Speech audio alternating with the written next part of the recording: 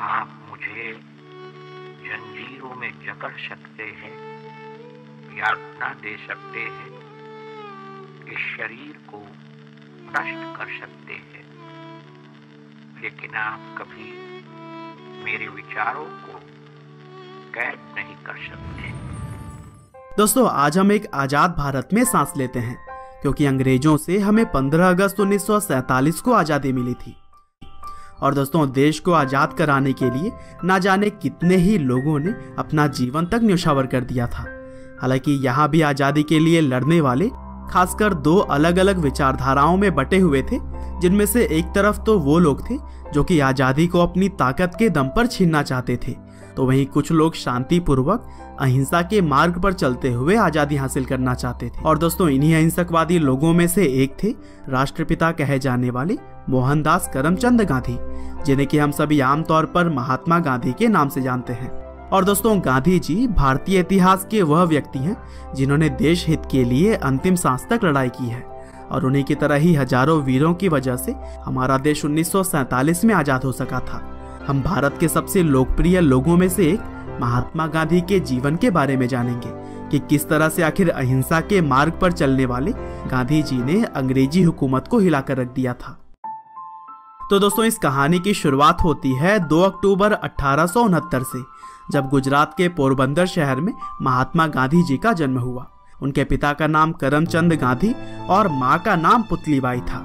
हालांकि भले ही गांधी जी पोरबंदर शहर में पैदा हुए थे, लेकिन जन्म के कुछ साल बाद ही उनका पूरा परिवार राजकोट में रहने लगा, और फिर गांधी जी की शुरुआती पढ़ाई भी वहीं से हुई थी।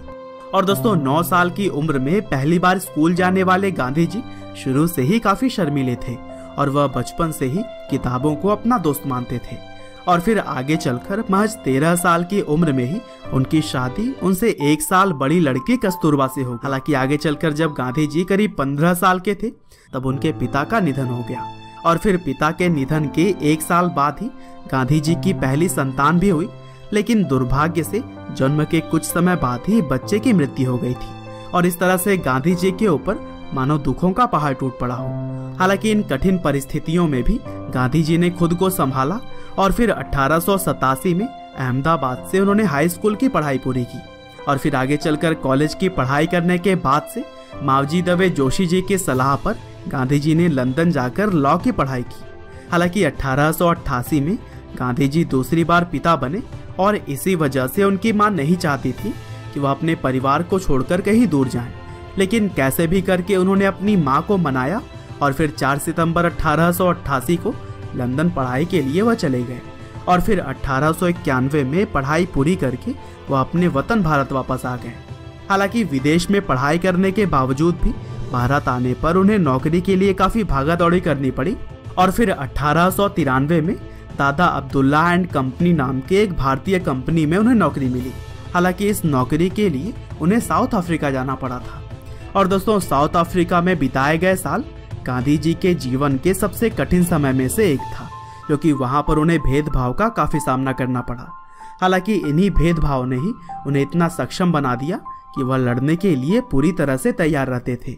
और दोस्तों, यूं तो गांधी जी को सिर्फ 1 साल के लिए ही साउथ अफ्रीका भेजा गया था, लेकिन वहां रह रहे भारतीयों और आम लोगों के हक के लिए वह अगले 20 साल तक लड़ते रहे, और इसी दौरान उन्होंने नटाल इंडियन कांग्रेस की स्थापना की थी। और दोस्तों, अफ्रीका में रहते हुए गांधी जी ने एक निडर सिविल राइट्स एक्टिविस्ट के रूप में खुद की पहचान बना ली थी। और फिर गोपाल कृष्ण गोखले, जो कि इंडियन नेशनल कांग्रेस के एक सीनियर लीडर थे, उन्होंने गांधी जी से भारत वापस आकर अपने देश को आजाद करवाने के लिए लोगों की मदद करने की बात कही। और फिर इस तरह से 1915 में गांधी जी भारत वापस आ गए, और फिर यहाँ आकर उन्होंने इंडियन नेशनल कांग्रेस ज्वाइन करके भारत की आज़ादी में अपना सहयोग शुरू कर दिया। और दोस्तों, भारत के अंदर महज कुछ सालों में ही वह लोगों के चहेते बन गए, और फिर अहिंसा के मार्ग पर चलते हुए उन्होंने भारत के लोगों में एकता की गांठ बांध दी। यहाँ तक कि उन्होंने अलग अलग धर्म और जात के लोगों को भी एक साथ लाने का काम किया। और दोस्तों, 1922 में गांधी जी ने असहयोग आंदोलन चलाया, जिसके तहत अंग्रेजी चीजों का इस्तेमाल भारतीय लोगों ने लगभग बंद ही कर दिया था। और फिर जब यह आंदोलन काफी सफल साबित हो रहा था, तब महात्मा गांधी को 1922 में 2 सालों के लिए जेल भेज दिया गया। हालांकि गांधी जी के जेल जाने पर लोगों के अंदर और भी गुस्सा आ गया, जिसकी वजह से पूरा भारत अब एक होने लगा था। और फिर इसी कड़ी में ही मार्च 1930 में दांडी यात्रा को भी अंजाम दिया गया, जिसमें कि 60,000 लोगों की गिरफ्तारी हुई। और फिर इसी तरह से ही आगे भी गांधी जी के नेतृत्व में क्विट इंडिया मूवमेंट की तरह ही कई और भी आंदोलनों को अंजाम दिया जाता रहा। और इस दौरान गांधी जी की बहुत बार गिरफ्तारी भी हुई।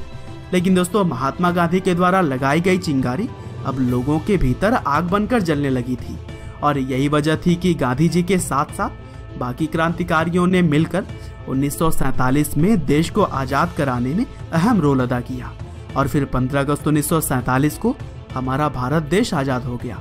हालांकि अभी देश के अंदर आज़ादी का जश्न चल ही रहा था, तभी 30 जनवरी 1948 को नाथूराम गोडसे ने गांधी जी की गोली मारकर हत्या कर दी। और फिर इस घटना ने न सिर्फ देश में बल्कि पूरी दुनिया में ही शोक फैला दिया। हालांकि 15 नवंबर 1949 को गांधी जी के हत्यारे नाथूराम को फांसी दे दी गई थी। बहरहाल दोस्तों, अंत में बस मैं यही कहना चाहता हूँ कि जब तक गांधी जी जीवित रहे तब तक अहिंसा को ही हर चीज का जवाब मानते रहे। और इसी सिद्धांत के दम पर ही उन्होंने अपनी पहचान बनाई थी।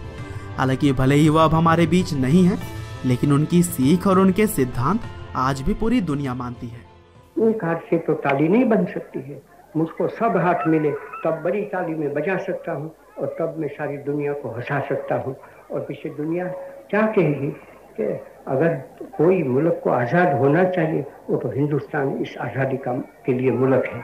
और मेरी तो तमन्ना ये है, मेरी तो आशा ये है, ईश्वर से प्रार्थना ये है कि हिंदुस्तान ऐसा बने कि जिससे सारी दुनिया कहे कि अगर आज़ाद बनना है तो हिंदुस्तान के जैसे आज़ाद बनो। ऐसा करने में आप लोग बहुत बड़ा हिस्सा ले सकते हैं। सब के सब अपनी जगह पर अपना धर्म का पालन करें तो हिंदुस्तान जैसा मैं आपको कहता हूँ ऐसा बन सकता है, उसमें मुझको तनिक भी शंका नहीं है।